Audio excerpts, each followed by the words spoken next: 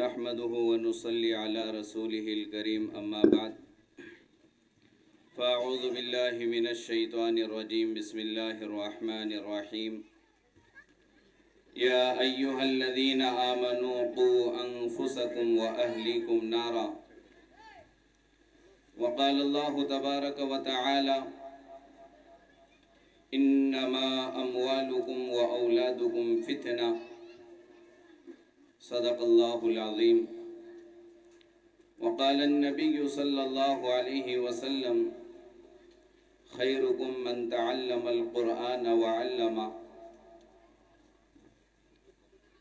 وقال النبي صلى الله عليه وسلم كلكم راع وكلكم مسؤول عن رعيته أو كما قال عليه الصلاة والسلام۔ معزز سامعین کرام، اسٹیج پر رونق افروز مہمانان اعظام، صدر محترم علماء کرام، پردہ نشین خواتین، تمام تعریفیں اس رب کائنات کے لیے سزاوار ہیں جس رب کائنات نے ہم تمام کو ایک مختصر سی زندگی دے کر دنیا میں بھیجا ہے۔ الحمدللہ کافی دیر سے آپ حضرات مستورات یہاں تشریف فرما ہیں۔ چھوٹے چھوٹے بچے نعت کی شکل میں، حمد کی شکل میں، دعاؤں کی شکل میں، تقاریر کی شکل میں ہمارے درمیان ہمارے سامنے اپنا پیش فرما رہے تھے۔ اللہ ان بچوں کو جزائے خیر نصیب فرمائے۔ اکثر مکتب کے جلسے میں ہوتا یہ ہے کہ بچہ جب سناتا ہے تو ہمارا دل خوش ہوتا ہے، دل خوش ہو کر ہمارے جیب سے 20 روپے، 50 روپے، 100 روپے نکلتے ہیں، اس بچے کی ہمت افزائی کی جاتی ہے، بہت اچھا کام ہے، لیکن ہمارا یہ کام ابھی آدھا ہی ہے اور آدھا باقی رہ جاتا ہے۔ وہ آدھا کام یہ رہ جاتا ہے کہ ہماری سوچ یہاں نہیں جاتی کہ ہمارا بچہ، ہمارا بیٹا، ہماری بیٹی تمام لوگوں کے سامنے اسٹیج پر آ کر مائک ہاتھ میں لے کر نعت پڑھ رہی ہے، حمد سنا رہی ہے، تقریر پیش کر رہا ہے۔ اسے اسٹیج پر لانے کی ہمت دلانے والا، بولنے کی صلاحیت پیدا کرنے والا، ہمت کے ساتھ یہاں کھڑا کرنے کی صلاحیت پیدا کرنے والا جو استاذ ہے، اس استاذ کی ہمت افزائی ہم لوگ نہیں کرتے۔ ہمارے بچے یہاں آ کر جو بھی پڑھے ہیں، اتنا پڑھانے کے لیے استاذ نے کس طرح محنت کی ہے، کس طرح تیار کیے ہیں بچوں کو، ہم اس کی طرف کبھی سوچتے نہیں ہیں۔ ہمارے گھر میں 2-4 بچے ہوتے ہیں تو ہمیں سنبھلے نہیں جاتے، ہماری سنتے نہیں ہیں، پریشان ہو جاتے ہیں، لیکن ایک اکیلا استاذ 30 بچوں کو سنبھال رہا ہے، ان کی شرارتوں کو دیکھتے ہوئے غصے میں آنے کے باوجود بڑے پیار سے انہیں پڑھا رہا ہے اور تیار کر رہا ہے، تو یہ استاذ کا بہت بڑا کمال ہے۔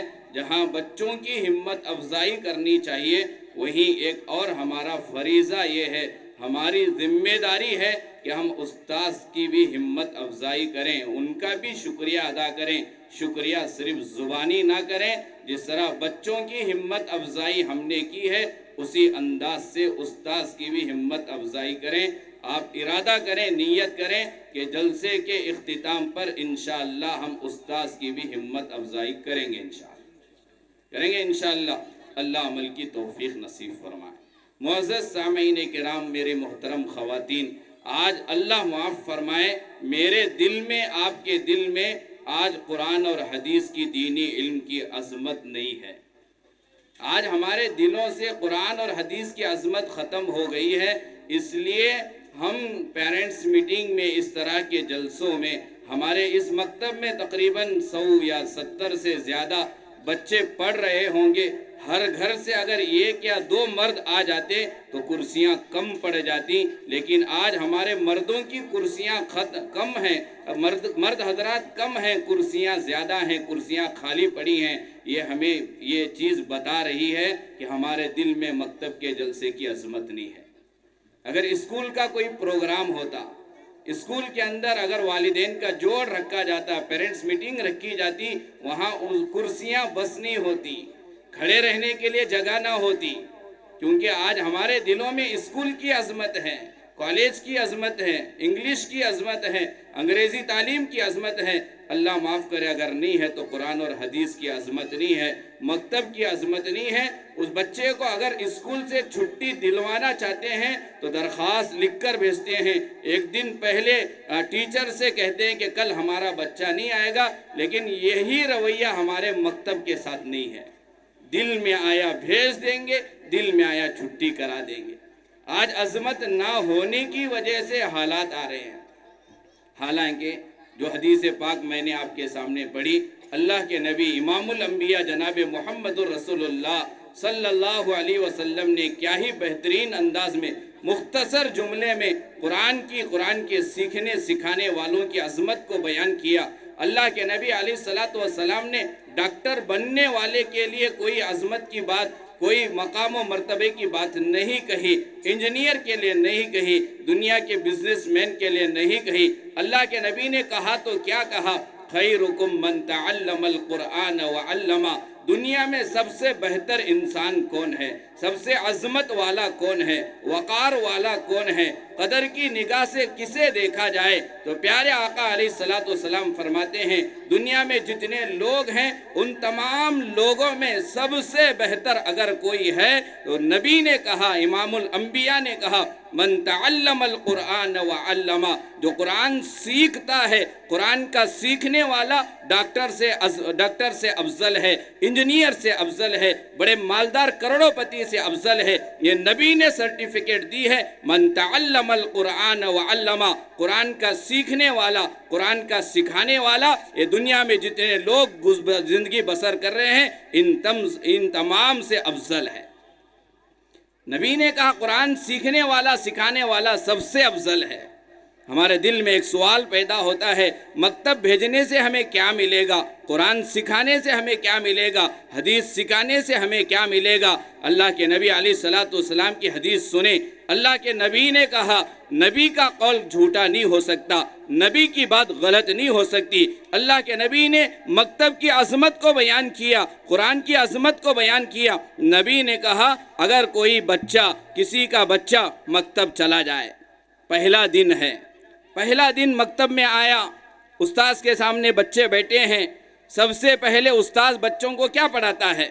ابھی قاعدہ شروع نہیں ہوا، ابھی قرآن شروع نہیں ہوا، ابھی ناظرہ شروع نہیں ہوا، سب سے پہلے دن استاذ بچوں کو پڑھاتا ہے، بچے کو پڑھاتا ہے، کہتا ہے استاذ بچوں پڑھو بسم اللہ الرحمن الرحیم۔ سب سے پہلے یہی چیز سکھائی جاتی ہے، قاعدہ شروع کرنے سے پہلے، قرآن شروع کرنے سے پہلے بسم اللہ کی تعلیم دی جاتی ہے۔ اللہ کے نبی علیہ السلام نے فرمایا پہلا دن ہے، ایک بچہ استاذ کے سامنے آ کر بیٹھا اور ادھر سے استاذ نے اس بچے سے کہا قل بسم اللہ الرحمن الرحیم، پڑھو بسم اللہ الرحمن الرحیم۔ استاذ کی بات سن کر جیسے ہی بچے بسم اللہ پڑھتے ہیں، قربان جائیے اس نبی کی ذات پر، اس نبی نے کہا پہلے دن بچہ جیسے ہی بسم اللہ پڑھ لیتا ہے، اللہ تبارک و تعالیٰ اتنا خوش ہوتے ہیں، اتنا خوش ہوتے ہیں کہ پڑھانے والے استاذ، پڑھنے والا بچہ، بھیجنے والے ماں باپ، چاروں کی اللہ مغفرت فرما دیتے ہیں۔ صرف بسم اللہ پڑھنے پر مغفرت کا وعدہ، پڑھانے والے استاذ کی محنت ہے، استاذ کی مغفرت کا وعدہ، پڑھنے والے بچے کی محنت ہے، بچے کی مغفرت کا وعدہ، بھیجنے والے ماں باپ کی محنت ہے، ماں باپ کی مغفرت کا وعدہ۔ بسم اللہ کے پڑھنے پر جب اللہ مغفرت فرماتے ہیں، تھوڑا غور کرو، تھوڑا سوچو، اگر وہی بچہ حدیثیں یاد کر لیتا ہے، وہی بچہ دعائیں یاد کر لیتا ہے، وہی بچہ قاعدہ ختم کرتا ہے، وہی بچہ قرآن سیکھ لیتا ہے تو اللہ کیا دیں گے وہ ہم سوچ بھی نہیں سکتے، ہمارے خیال میں وہ لا بھی نہیں سکتے۔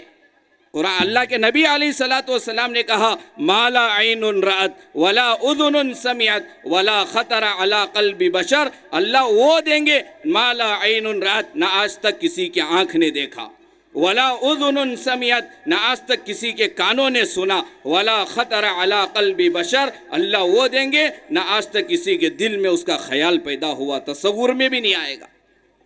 سب سے پہلے اس مکتب کی عظمت کو سمجھو۔ بے شمار احادیث ہیں مکتب کے پڑھنے کے تعلق سے، وعدے بے شمار اللہ کے نبی نے کیے ہیں۔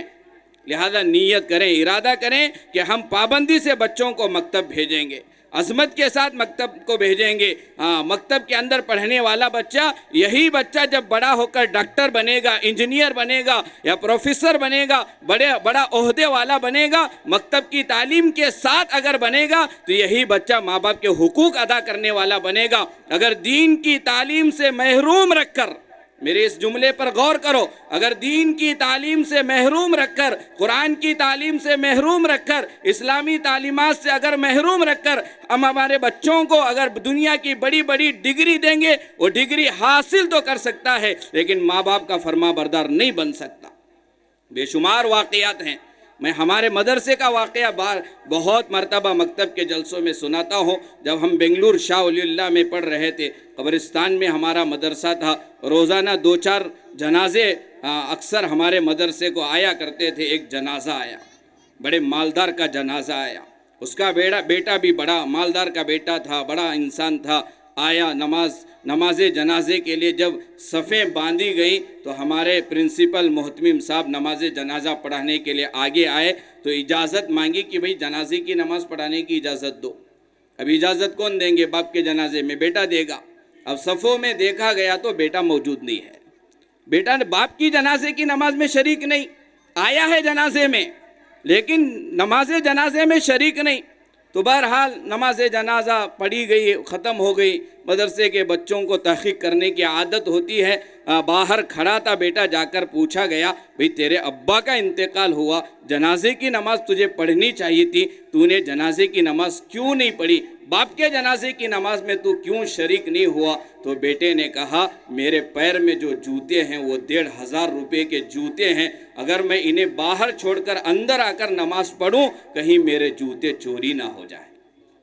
میرے باپ کی جنازے کے نماز میں شریک نہ ہونے کی وجہ جوتے، چپل کو اس نے عظمت دیا، باپ کی جنازے کی نماز کی اس کے دل میں قدر نہیں تھی۔ یہ دینی تعلیم سے محروم رکھنے کا نتیجہ، یہ اسلامی معلومات سے محروم رکھنے کا نتیجہ۔ آج ہماری اولاد، اگر تم چاہتے ہیں کہ تمہاری آنکھوں کا ٹھنڈک بنے، تمہاری بات سنے، تمہارے حقوق کو ادا کرنے والے بنے، تو ضروری ہے کہ انہیں دینی تعلیم سے آراستہ کریں، پیراستہ کریں۔ دنیا کی تعلیم دینا منع نہیں ہے لیکن دینی تعلیم کے ساتھ دینے کی کوشش کریں۔ لہذا ضروری بنتا ہے کہ ہمارا بچہ قرآن پڑھنے والا ہو، نبی کی تعلیمات سے آراستہ ہو۔ جب اس کے زندگی میں دین آئے گا تو وہ کبھی ماں کی نافرمانی نہیں کرے گا، وہ باپ کی نافرمانی نہیں کرے گا۔ آج والدین پریشان ہو کر آتے ہیں، مولانا آج ہمارا بیٹا ہماری بات نہیں سن رہا، ہماری بیٹی ہماری بات نہیں سنتی، کچھ بھی ہم حکم دیتے ہیں پورا کرنے کے لیے تیار نہیں ہے۔ یہ ہماری اولاد نافرمان کیوں بنی؟ کیونکہ ہم نے بچپن میں انہیں صحیح دین کی تعلیم سے آراستہ نہیں کیا۔ تو نیت کرو، ارادہ کرو، کچھ بھی ہو جائے میں دینی تعلیم سے ضرور آراستہ کروں گا، کریں گے انشاءاللہ۔ آج عظمت نہیں ہونے کی وجہ سے آج مکتب کی 100-150 روپے کی فیس دینا بھی ہمارے لیے مشکل ہو گیا۔ اسکول کی آپ فیس 20,000 30,000 دینے کے لیے تیار ہو جاتے ہیں۔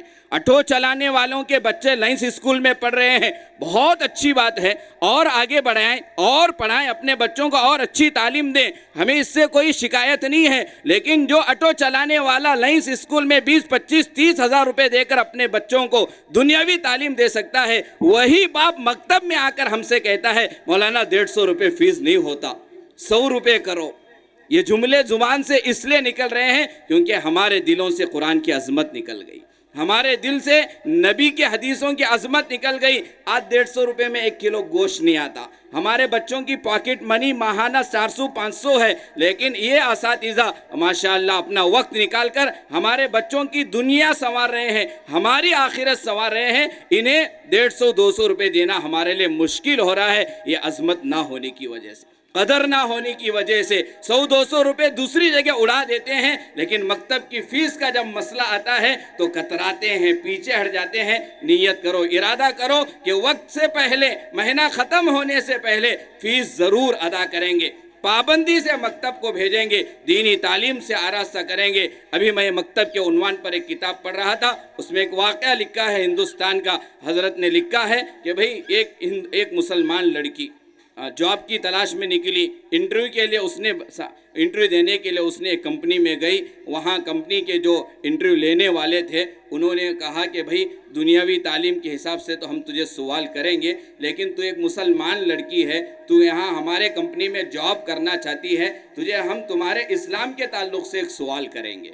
उसने कहा कि ठीक है, कहो क्या पूछना चाहते हैं। उस लड़की से इंटरव्यू लेने वाले उन ऑफिसर्स ने पूछा कि तुम्हारे इस्लाम में मेराज का तस्कीरा आता है, थोड़ा हमें बताओ कि ये मेराज क्या है, मेराज के ताल्लुक़ से बताओ। अब उस लड़की को दीनी तालीम से कोई सरोकार नहीं था, वो मकतब नहीं गई थी, कुरान की तालीम से महरूम थी, इस्लामी मालूमात से महरूम थी। उस लड़की ने फ़ौरन जवाब में कहा मेराज का मतलब मेरा राज। इस्लाम में मेराज का मतलब क्या है? मेरा राज। तो फ़ौरन उन्होंने कहा जिस मज़हब की तू मानने वाली है उस मज़हब की एक मोटी चीज़, मोटी बात मेराज क्या तेरे पास इल्म नहीं है, तो लिहाजा तू हमारी कंपनी में अच्छे से काम नहीं कर पाएगी, इसलिए उसे रिजेक्ट कर दिया गया। तो ये दीनी तालीम से दूर रहने की वजह से हमारी लड़कियां मुर्तद हो रही हैं, गैरों के हवाले हो रही हैं, इस्लाम की अज़मत ना होने की वजह से मोबाइल के खातिर इस्लाम छोड़ रही हैं, लैपटॉप के खातिर इस्लाम छोड़ रही हैं। क्यों? क्योंकि उसकी अज़मत हमने दिलों में नहीं बिठाया, ईमान की अज़मत हमने दिलों में नहीं बिठाया, जिसकी वजह से दुनिया की मामूली चीज़ों की वजह से हमारी कॉलेज जाने वाली लड़कियां इस्लाम से दूर हो रही हैं, ईमान से दूर हो रही हैं। इस्लाम छोड़ना उनके लिए आसान हो जा रहा है। लिहाजा ऐसे इर्तिदाद वाले ज़माने में मकतब को मजबूत करना एक हमारी जिम्मेदारी है। मकतब को पाबंदी से भेजना, ये दीनी इल्म हासिल करना सिर्फ बच्चों का काम नहीं है। आप गौर से सुने, दीनी तालीम हासिल करना हर एक के ज़िम्मे ज़रूरी है, उम्र का कोई तकाजा नहीं है। उतलुबुल इल्म मिनल महदी इलल लहद कहा गया कि इल्म दीन हासिल करो माँ के गोद से लेकर कब्र में जाने तक। उम्र की कोई कैद नहीं है। आप 30 साल के हैं, 30 साल की उम्र में आप कुरान सीख सकते हैं। आप 40 साल के हैं, 40 साल की उम्र में आप कुरान सीख सकते हैं। जाओ अपने मस्जिद के इमाम को पकड़ो और इमाम से कहो रोज़ाना 10-15 मिनट हमें वक्त अपना फारिग करो, हमें कुरान सिखाओ। आप पक्की नीयत करके सीखना शुरू करो। ये अल्लाह के नबी का वादा है, अगर सीखते सीखते इंतकाल भी हो गया, कल क़यामत के दिन अल्लाह ताला हाफिज़ों के सफ़ में तुम्हें खड़ा करेगा, अल्लाह कुरान पढ़ने वालों के सफ़ में खड़ा करेगा। अल्लाह के यहाँ नीयत का एतबार है, इरादे का एतबार है। इरादा हम करते ही नहीं, लिहाजा नीयत करो, इरादा करो। जिस तरह बच्चों को हम कुरान की तालीम दे रहे हैं, हम भी कुरान पढ़ने वाले बनेंगे, कुरान सीखने वाले बनेंगे। मस्तूरात भी इरादा करो। तुम अपना तकाजा यहाँ के ज़िम्मेदारों के पास रखो। बालिगात का, बड़ी औरतों का यहाँ मकतब शुरू किया जाए। लिहाजा कोई मस्तूरात में से कोई खातून आएगी, तुम्हें दीन की तालीम देगी। इस तरह मस्तूरात भी कुरान पढ़ने वाली बन जाए, मर्द हजरात भी कुरान की तालीम हासिल करने वाले बन जाए, बच्चे भी पढ़ने वाले बन जाएं। ऐसा इरादा करो कि ये 2 नंबर सेक्टर जो है, कूबा मस्जिद का जो एरिया है, यहाँ आप ऐसा माहौल बनाओ कि ये कूबा मस्जिद बागलकोट का माहौल नजर न आए, यहाँ मदीने वाला माहौल कायम हो जाए। करेंगे इंशाअल्लाह, नियत करेंगे इंशाअल्लाह। मदीने की गली से कोई गुजरता था, घर से कुरान के पढ़ने की आवाज़ें आती थी, लेकिन आज हमारा माहौल इतना गंदा हो गया, घरों से गुजरते हैं तो गानों की आवाज़ें आती हैं, गानों की आवाज़ें आती हैं। लिहाजा मदीने वाला माहौल बनाने की कोशिश करें। एक और दरख्वास्त ये पेश करना है, वक्त काफ़ी हो गया है, कि बच्चा मकतब को जो आता है वो 1 घंटा देता है, मकतब में सिर्फ 1 घंटा देता है, लेकिन यही बच्चा हमारे लिए पास 23 घंटे देता है। बच्चे की तरबियत उस्ताद 1 घंटे में करता है, लेकिन 1 घंटे से ज़्यादा 23 घंटे ये हमारे घर में रहता है, ये माँ बाप के पास रहता है। और बच्चों की आदत आप जानते हैं, बच्चे ज़ुबान से उतनी बात कबूल नहीं करते जितना हमारे किरदार को कबूल करते हैं, हमारे अमल को कबूल करते हैं। आप अगर अपने बच्चों को मोबाइल से दूर रखना चाहते हैं तो बच्चे मोबाइल से उस वक्त तक दूर नहीं रहेंगे जब तक हम मोबाइल से दूर नहीं रहेंगे। जब तक बच्चों को अगर हम नमाजी बनाना चाहते हैं, बच्चे उस वक्त तक नमाज नहीं पढ़ेंगे जब तक हम नमाज नहीं पढ़ेंगे। बच्चों को अगर हम सच बोलने की तालीम देना चाहते हैं तो हमारे बच्चे उस वक्त तक सच नहीं बोलेंगे जब तक हम सच नहीं बोलेंगे। लिहाजा हमारी ज़ुबान से ज़्यादा हमारे अमल का एतबार है, हमारे कामों का एतबार है। घर में माँ नमाज पढ़ेगी, बच्चा भी नमाज पढ़ेगा। माँ सच बोलेगी, बच्चा भी सच बोलेगा। माँ कुरान पढ़ेगी, बच्चा भी कुरान पढ़ेगा। माँ बजाए قرآن پڑھنے کے موبائل میں سیریل دیکھے گی، بچہ بھی سیریل دیکھے گا۔ ماں بجائے قرآن پڑھنے کے، تسبیح پڑھنے کے، نماز پڑھنے کے، وہ ٹی وی کے سامنے بیٹھ کر وقت گزارے گی، بچے بھی اس کے ساتھ بیٹھ کر ٹی وی دیکھنے میں مشغول ہو جائیں گے۔ ہم لوگ آج کے زمانے میں ٹیپو سلطان کو اگر دیکھنا چاہتے ہیں، صلاح الدین ایوبی کو اگر دوبارہ دیکھنا چاہتے ہیں، تو اس میں ماؤں کا بڑا کردار ہے۔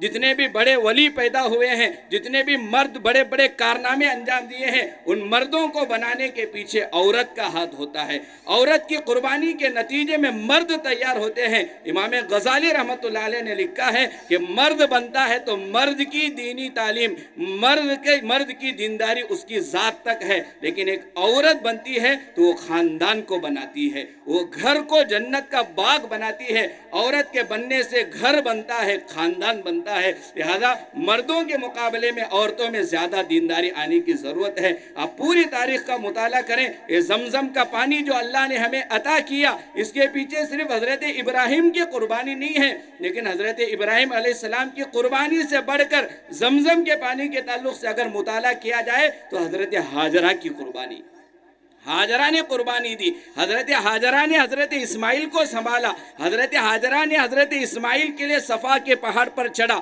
مروہ کے پہاڑ پر چڑھا، دوڑ لگائی۔ وہ ماں کی ممتا، ماں کی جو ممتا تھی، ماں کا جو درد تھا، غم تھا، اس کے صدقے میں اللہ نے ہمیں زمزم کا پانی نصیب کیا۔ ایک عورت کی اب قربانی دینے کے لیے اترتی ہے تو اللہ تعالیٰ بچے کے ایڑی سے پانی بھی نکال سکتا ہے۔ لہذا عورتوں کی قربانی بہت زیادہ ضروری ہے۔ بچوں کے دیندار بنانے کے لیے عورت کا دیندار بننا بہت ضروری ہے۔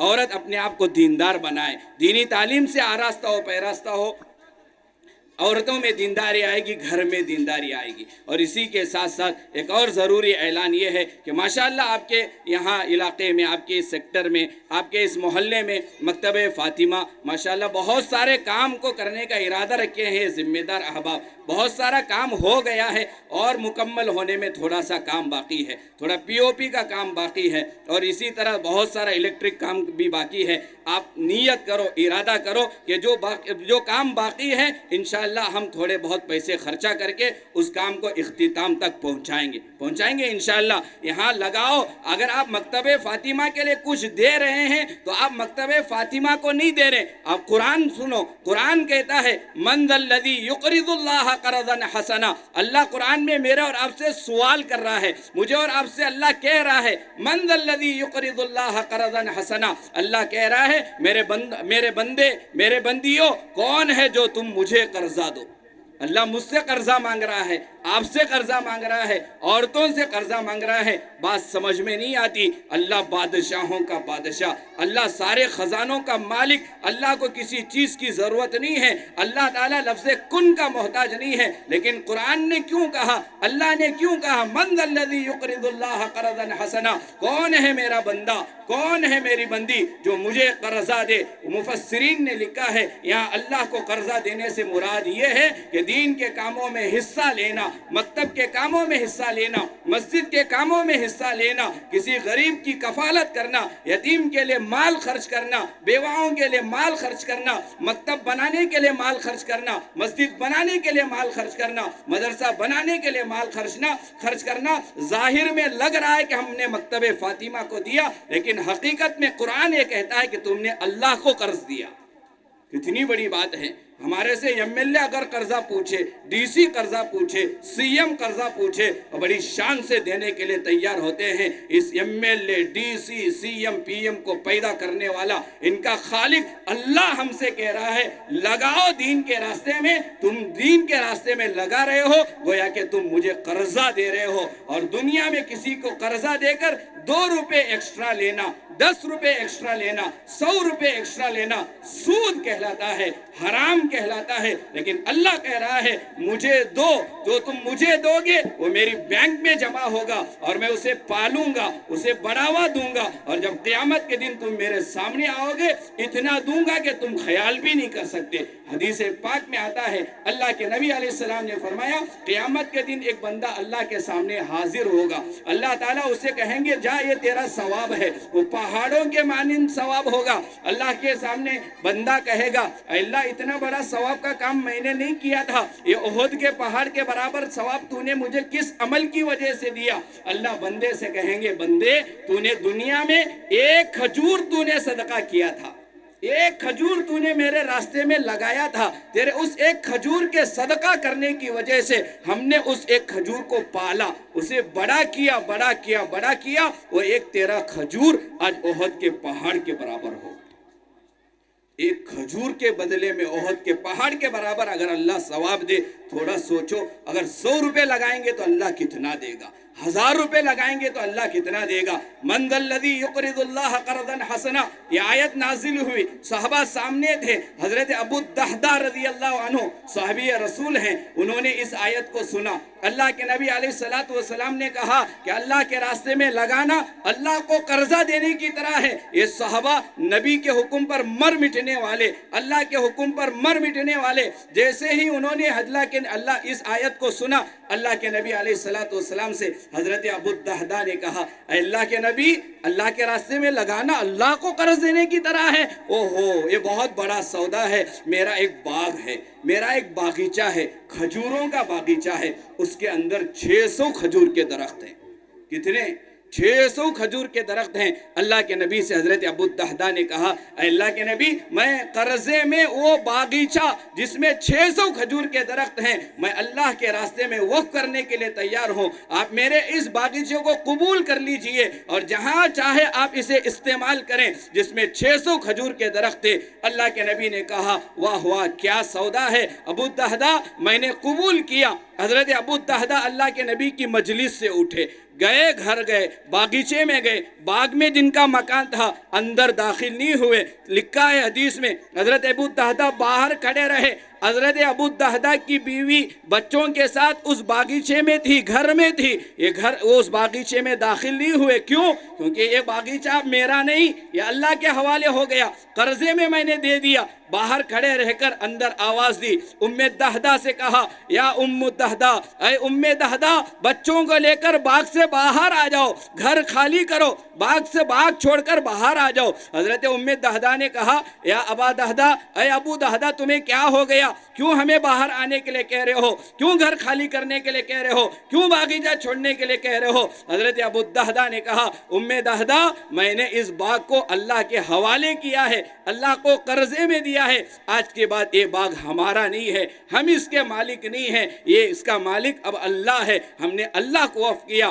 آج کل کی ہماری مستورات ہوتی، میری بیوی ہوتی مجھ سے کہتی تمہارا ستیہ ناس ہو، ہاڑوں کو جاؤ، یہ باغ دینے کی کیا ضرورت تھی، 10 جھاڑاں دے تو چلتا تھا، 10 کلو کھجور دے تو چلتا تھا، اتنا سب کچھ لگانے کی کیا ضرورت تھی؟ بڑے جوش میں آ کو دیکھو آئے، اب ہمارا گھر کیسا چلے گا؟ یہ گھر میں دینداری نہیں ہوگی، یہ ساری باتیں سننے کو ملیں گی۔ وہاں گھر کے سارے لوگوں کے زندگی میں دین تھا، ایمان تھا، اللہ پر بھروسہ تھا۔ ابو الدحداء کی بیوی ام دحداء نے فوراً حضرت ابو الدحداء سے کہا واہ ابو الدحداء، واہ میرے شوہر کتنا اچھا سودا کر کے آئے ہو، ہمارا یہ باغیچہ تم نے اللہ کو دیا، مجھے یہ بڑا سودا منظور ہے۔ خوشی خوشی بچوں کو لے کر باغ چھوڑ کر واپس آ گئے۔ اعلان ہوا 600 کھجور کا باغ دے دیا گیا۔ اعلان ہوا حضرت ابو بکر نے اپنا سارا مال لگایا۔ اعلان ہوا حضرت عمر اپنا آدھا مال لگائے۔ لہذا صحابہ کے سامنے جب بھی کوئی تقاضا آتا صحابہ لگانے کے در پہ ہوتے، لٹانے کے در پہ ہوتے۔ لہذا اللہ ہمیں بھی مال دیا ہے، یہ اللہ کا دیا ہوا ہے۔ دنیا میں آئے تھے تو ہمارے پاس کیا تھا؟ نہ کپڑے پہن کر آئے تھے، نہ ٹوپی پہن کر آئے تھے، نہ چپل کے ساتھ آئے تھے، کچھ نہیں، ننگے آئے تھے، کچھ بھی نہیں ہے۔ آج جو کچھ میرے پاس ہے، پیسہ، دھن، دولت، جائیداد، گھر، مکان، محلہ، زیورات، یہ سب کچھ اللہ کا دیا ہوا ہے۔ ہم خالی ہاتھ آئے تھے اور جب دنیا سے جائیں گے تب بھی کچھ لے کر نہیں جائیں گے، خالی ہاتھ جائیں گے۔ کفن کا کپڑا سلا ہوا نہیں رہتا، اس میں جیب نہیں رہتا۔ قبر میں تنہا جانا ہے، خالی ہاتھ جانا ہے۔ کسی عورت کا انتقال ہو جائے، کان کے اندر کے جو پہنا جاتے ہیں، کانوں میں کے، ناک کے اندر جو پہنا جاتا ہے، ہاتھ میں جو انگوٹی پہنی جاتی ہے، آپ نے کتنی مرتبہ دیکھا ہوگا، اگر آسانی سے نکلتی نہیں ہے تو علماء نے یہ مسئلہ لکھا ہے کہ کٹ کر کے، انگوٹی کٹ کر کے نکالا جائے۔ ایک انگوٹی قبر میں لے کر جانے نہیں دیتے، کانوں میں کے قبر میں لے کر جانے نہیں دیتے۔ یہ تو یہ سب کچھ رہنا ہے، لیکن ہمارا مال کون سا مال ہے؟ ہمارا مال اصل میں وہ مال ہے جو ہم نے آگے بھیج دیا۔ اللہ کے حوالے کیا، اللہ کو قرضے میں دیا۔ میرے اور آپ کے نبی جناب محمد رسول اللہ صلی اللہ علیہ وسلم جب معراج پہ گئے، جنت میں گئے، اللہ کے نبی نے جنت کی دیوار کو دیکھا۔ جنت کی دیوار پر 3 لائن لکھی ہوئی تھی، 3 سطریں لکھی ہوئی تھی۔ نمبر 1 ما قدمنا وجدنا، نمبر 2 وما اکلنا ربحنا، نمبر 3 وما خلفنا خسرنا امت مذنبۃ ورب غفور۔ اس کے مطلب کیا ہے؟ ما قدمنا وجدنا، یہ جنت کی دیوار پہ لکھا ہوا ہے، ما قدمنا وجدنا، جو تم آگے بھیجو گے، اللہ کے یہاں بھیجو گے، تم یہاں جنت میں اس کو پاؤ گے۔ وما اکلنا ربحنا، اور جو دنیا میں رہ کر تم کھاؤ گے وہ نفع میں رہا۔ وما خلفنا خسرنا، اور جو تم پیچھے چھوڑ کے آؤ گے وہ خسارے میں رہا، نقصان میں رہا، اس سے تمہیں کوئی نفع نہیں ہوگا۔ بعد میں تمہارے بچے جھگڑیں گے، لڑیں گے اس پراپرٹی کے لیے، اس جائیداد کے لیے، جو آگے بھیجیں گے وہ ہم پائیں گے۔ ایک واقعہ سنا کر اپنی بات ختم کرتا ہوں۔ ایک بہت بڑا مالدار تھا، لاکھوں پتی کروڑوں پتی انسان تھا، اس کا ایک بیٹا تھا۔ اب ظاہر بات ہے تنہا ایک بیٹا ہے، کروڑوں پتی باپ ہے، اب پریشان، اب وہ بیٹا نالائق ہی نکلے گا، وہ باپ کی جائیداد کو اڑانے والا، باپ کے پیسوں کو اڑانے والا تھا۔ باپ کی بہت ساری جائیداد تھی، کروڑوں پتی تھا، اس نے زندگی میں بچے کو کبھی ڈانٹا نہیں۔ اب یہ زیادہ اڑانے لگا۔ باپ نے بچے کو بلا کر، بیٹے کو بلا کر کہا کہ جب میرا انتقال ہو جائے، میں نے آج تک تجھے کوئی بات، کوئی حکم نہیں کیا ہے، ایک میری بات سننا، وہ بھی میرے انتقال کے بعد کی بات ہے، ابھی نہیں۔ کہا کہ کیا تیری تو کیا حکم ہے؟ تو باپ نے کہا بیٹے سے، بیٹے جب میرا انتقال ہو جائے، مجھے جب کفن کا کپڑا پہنایا جاتا ہے، ایک ساکس موزہ جو پیر میں پہنا جاتا ہے، ساکس موزہ بیٹے کو دیا۔ وہ ساکس موزہ پھٹا ہوا تھا۔ باپ نے بیٹے سے وصیت کی، کہا بیٹے انتقال کے بعد یہ پھٹا ہوا ساکس، پھٹا ہوا موزہ مجھے پہنانا، یہ پہنا کر مجھے دفن کرنا۔ کفن کپڑے کے ساتھ یہ پھٹا ہوا ساکس تو مجھے پہنانا، پہنا کر مجھے دفن کرنا۔ بیٹے نے کہا اگر تم ساکس پہن کر قبر میں جانا چاہتے ہو تو دونوں پیر میں پہناؤں گا، اور ایک ہی پیر میں پہننا چاہتے ہو تو نیا پہناؤں گا۔ یہ سمجھ میں آنے والی بات نہیں ہے کہ پھٹا ہوا ساکس ایک پیر میں پہنانا۔ باپ نے کہا میں جتنا بول رہا ہوں اتنا کر، میرے بات کو انگلنا نہیں، اور ایک ہی حکم میں تجھے زندگی میں دے رہا ہوں، اس ایک بات کو میری ماننا۔ بیٹے نے کہا کہ ٹھیک ہے، دیکھیں گے، جب انتقال ہوگا دیکھا جائے گا۔ ایک دن وہ آیا کہ باپ کا انتقال ہو گیا۔